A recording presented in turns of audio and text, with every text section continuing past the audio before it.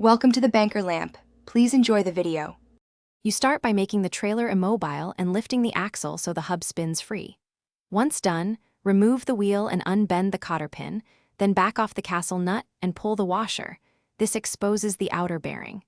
Do this now so you can access the hub without guessing orientation later. Keep parts in order and photograph positions if needed. You'll thank yourself when reassembling. Make sure the hub can slide off the spindle before moving to the next steps.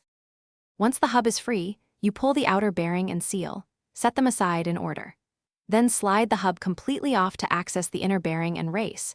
Use a seal puller or a small drift with controlled taps to remove stubborn seals and races.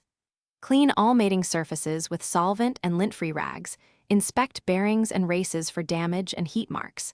If you find pitting or scoring, replace the damaged components rather than risking failure. Bearings are cheap insurance compared to a trailer failure.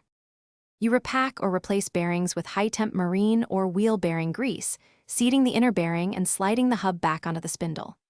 Install a new seal and washer, then thread the castle nut and preload bearings while spinning to seat races.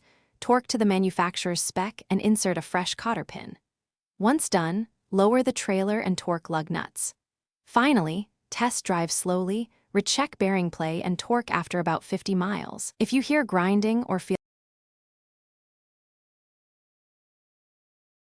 Thanks for watching. If this was helpful, leave a like and consider subscribing. See you next time.